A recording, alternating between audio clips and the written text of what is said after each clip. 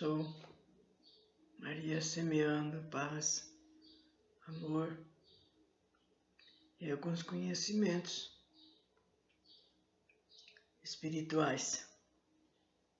Os assuntos que vão ser visto, falado, interessa-se muito para aquele que está entrando no Espiritismo, para aquele que gostaria de conhecer melhor sobre essa doutrina, que é simpatizante, né?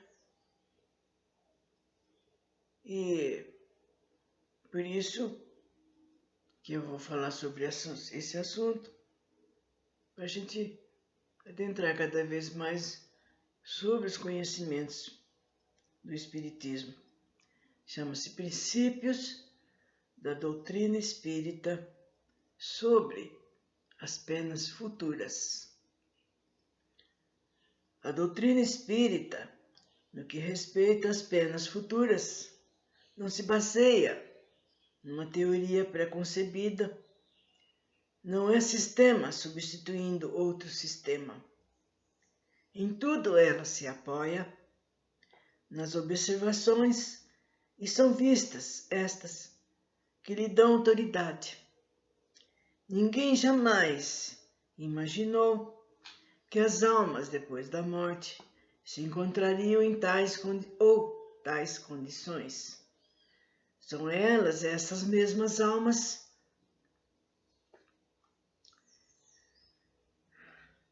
que partiram da Terra, que nos vêm hoje iniciar-nos nos mistérios da vida futura, descrevermos as transformações da morte e do corpo, completando em uma palavra os ensinamentos de Cristo sobre esta questão. Preciso afirmar que não se trata, nesse caso, das relações de um espírito ao qual poderia ver as coisas do seu ponto de vista, sob um aspecto ainda dominado por terrenos de preconceitos.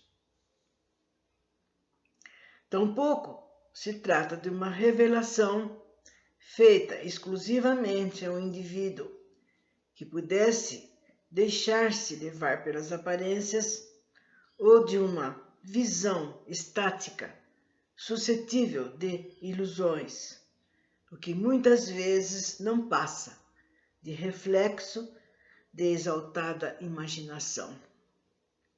Trata-se, sim, de inúmeros exemplos fornecidos por espíritos de todas as categorias, desde as mais elevadas às mais inferiores da escala, por intermédio de outros tantos auxiliares, que são os médiuns, disseminadas pelo mundo, de maneira que a revelação deixa de ser privilégio de alguém, pois todos podem prová-las, observando sem obrigar-se à crença pela crença de outros.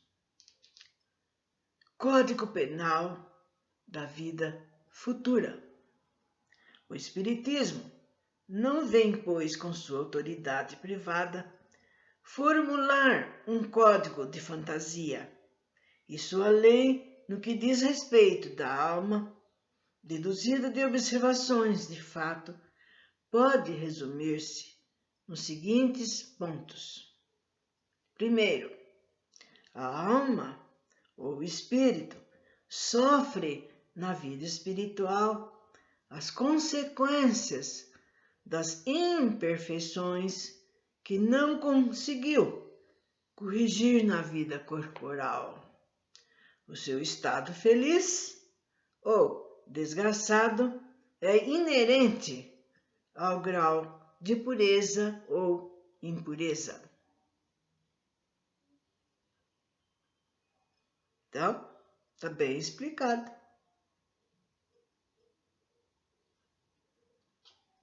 São coisas que a gente fez quando a gente estava encarnado, né? E não tem nada. O que tem? Esses negócios todos. Também tem os casos, né, gente, que eu já falei. Nossos irmãos, que ele não teve ninguém que orientasse, né, desde pequeno, ninguém falou nada, e ele por si só ele não ia também saber, né? Segundo, a completa felicidade prenda-se à perfeição, isto é, a purificação completa do espírito. Toda imperfeição é por causa de sofrimento e de privação do gozo e atenuante de sofrimento. Terceiro, não há uma única imperfeição da alma que não importe funestas e inevitáveis consequências, como não há uma só qualidade boa que não seja fonte de gozo. A soma das penas é assim proporcionada à soma das imperfeições, como a de gozos e a das qualidades. Quarto, em virtude da lei do progresso, que dá à alma possibilidade de adquirir o bem que lhe falta, como de despojar-se do que tem de mal, conforme o esforço e vontades próprios, temos que o futuro é franco às criaturas. Deus não repudia nenhum dos seus filhos, antes os recebe em seu seio e, à medida que atinge a perfeição, deixando a cada um o mérito dos seus próprios atos ou obras.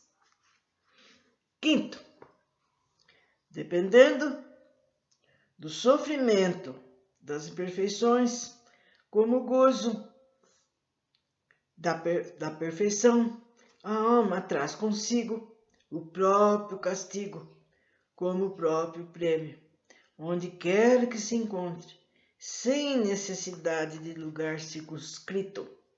O inferno está em toda parte em que haja almas sofredoras, e o céu igualmente, onde houver almas felizes.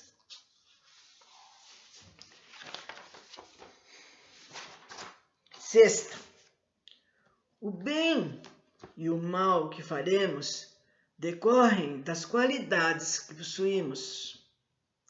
Não fazer o bem quando podemos é, portanto, resultado de uma imperfeição. Se toda imperfeição é fonte de sofrimento, o espírito deve sofrer não só pelo mal que fez, como pelo bem que deixou de fazer na vida terrestre. Sétimo, o espírito sofre pelo mal que fez, de maneira que, sendo a sua atenção constantemente dirigida para as consequências desse mal, melhor compreende os seus inconvenientes e trata-se de se corrigir.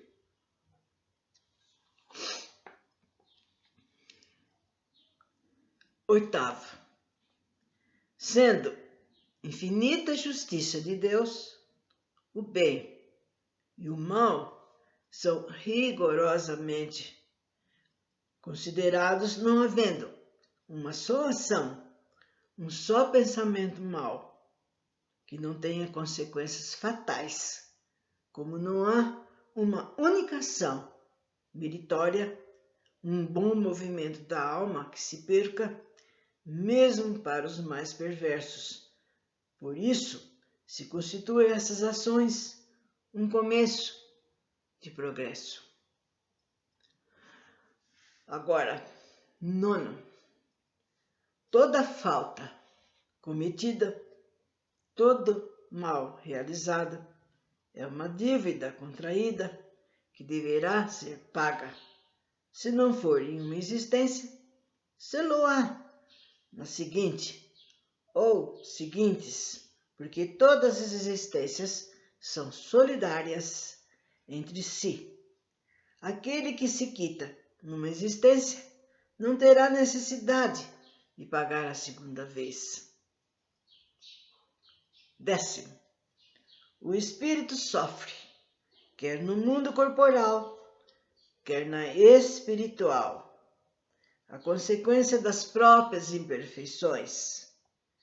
As misérias, as vicissitudes padecidas na vida corpórea são oriundas das nossas imperfeições, são expiações de falhas cometidas no presente ou em precedentes existências. Pela natureza dos sofrimentos e vicissitudes da vida corpórea, pode-se julgar-se a natureza das faltas cometidas em anterior existência e das imperfeições que as originaram.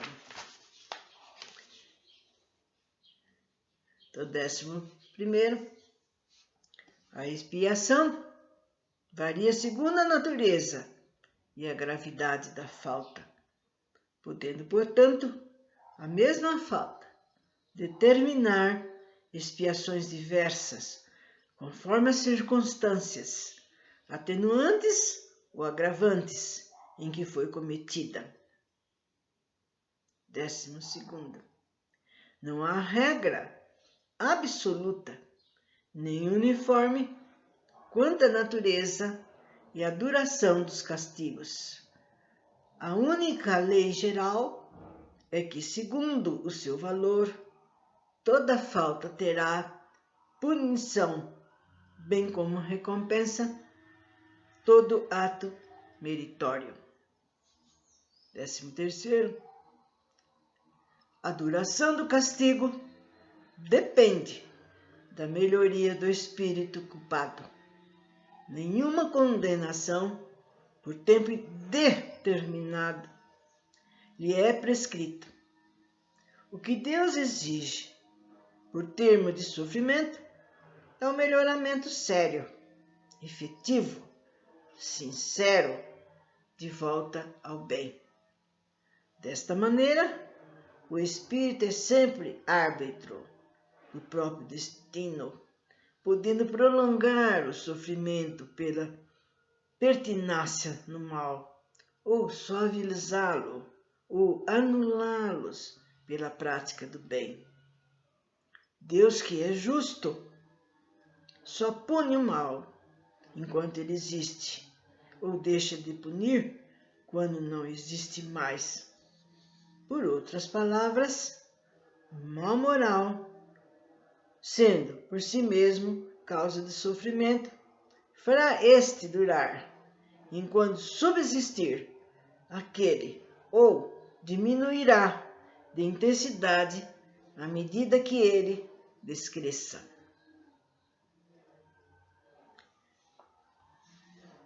14º, dependendo da melhoria do espírito, a duração do castigo, o culpado que nunca melhorasse sofreria sempre e para ele apenas seria eterno. 15º, uma condição inerente à inferioridade dos espíritos é não lobrigarem o término da provação, acreditando-a eterna, como eterno lhes parece deva ser o castigo. É porque na hora que está sofrendo a gente acha, é como a gente quando a gente está sentindo uma dor, né? Às vezes a gente sente 5, 10 minutos, a gente fala, nossa, foi uma eternidade. Agora se calcula lá na região, né, do umbral, né, do sofrimento. Eles acham que vai ser eterno. 16º, o arrependimento, conquanto seja o primeiro passo para a regeneração, não basta por si só. São precisas a expiação e a reparação. O que eu falei no outro dia, no passamento. E não adianta nada de falar, ai meu Deus, me perdoa, perdoa minhas ofensas. Perdoa porque eu ofendi. E continua a vida. Mas não é por aí. Deus perdoa as nossas ofensas. Mas que nós temos que retificar, sim. Que nós temos que passar aquilo que a gente fez o outro passar, sim. Então não se iludam. Arrependimento e expiação e reparação constitui, portanto, falta e suas consequências. São para apagar os traços de uma falta. O arrependimento suaviza os travos da expiação, abrindo pela esperança o caminho da reabilitação. Só a reparação, contudo, pode anular o efeito, destruindo-lhe a causa. Do contrário, o perdão seria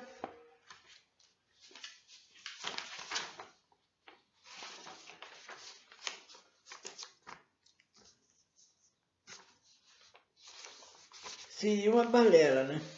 No caso aqui. Porque, olha, vocês vejam bem, a gente se arrepende. Nossa, isso suaviza. Nossa, eu tô usando a minha cabeça. Eu vi que eu errei.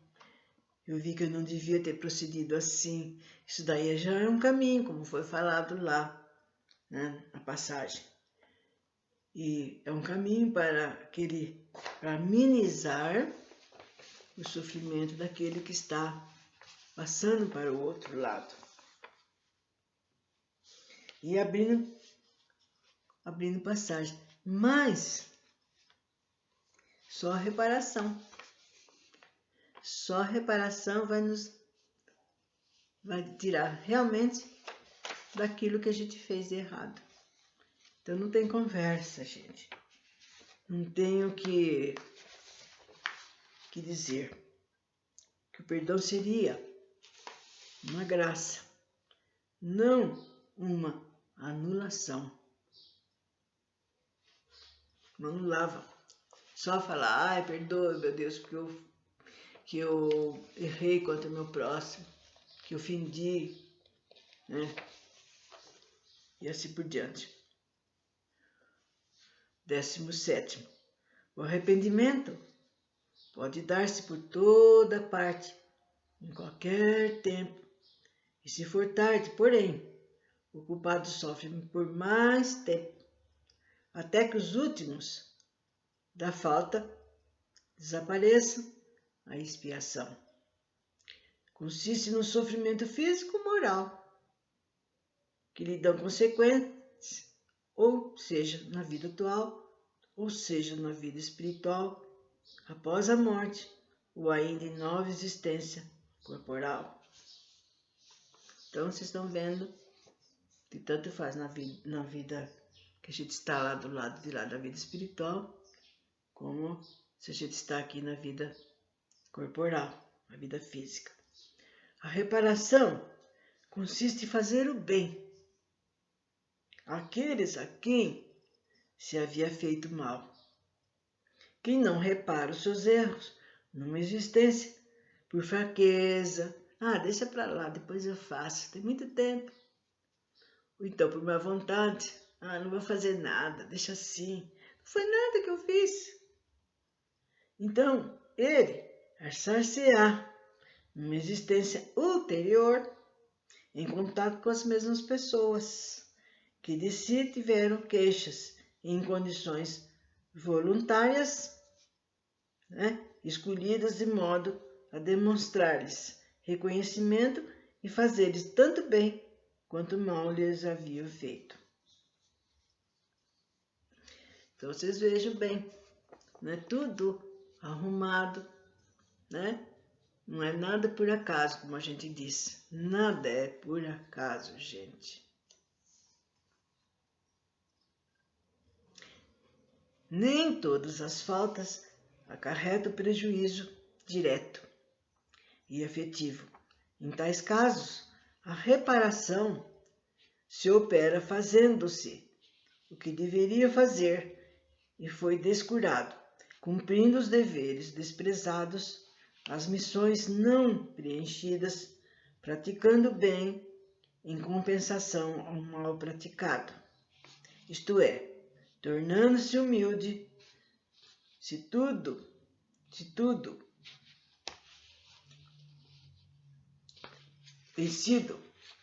ele tem sido orgulhoso, né? Amável, se ele foi rude, caridoso, se ele foi egoísta. Então, tá vendo? Tudo aquele que foi, olhar do lado contrário, né? Para poder retificar.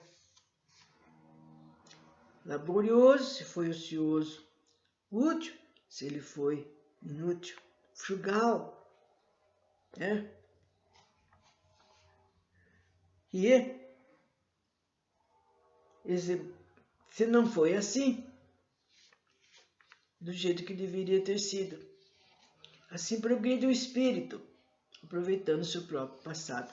Está dizendo, gente, que na nossa reparação, no encontro com aqueles que a gente ficou devendo, né? Porque vocês vejam bem, se a gente tem antipatia, ou se aquela pessoa tem antipatia pela gente, é porque algo a gente fez, viu, gente?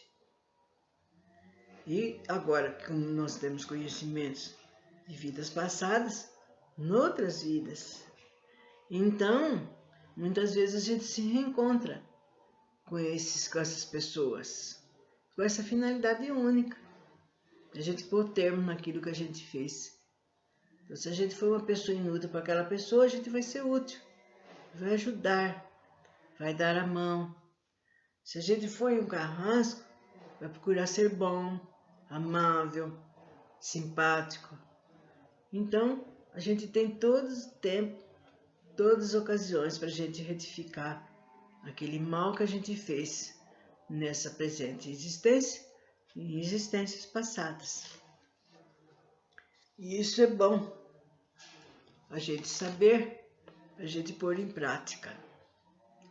Então, terminando por hoje, eu agradeço aqueles que estiverem me vendo e espero, gente, que vocês entendam, que vocês tenham conhecimentos. Também esses conhecimentos todos são dos livros do Allan Kardec. Vocês poderão procurá-los, né? Pela internet, nas bibliotecas. Não há necessidade de vocês comprarem livros e mais livros, que tem muitas pessoas que têm, às vezes, 2, 3 exemplares. Procurem, leiam, procurem entender antes de falar qualquer coisa, porque tem muita gente que ataca esta ou aquela ideia sem procurar. Você já leu? Onde que você soube? Estou falando por falar. E não é por aí. Então, para a gente poder criticar, para a gente poder entender, a gente precisa ler. E ver o fundo daquilo que está ensinando. Aquilo que está mostrando para a gente. Pode ser que não esteja de acordo com aquilo que eu conheço, aquilo que eu gosto, mas vamos respeitar. Então, até a próxima.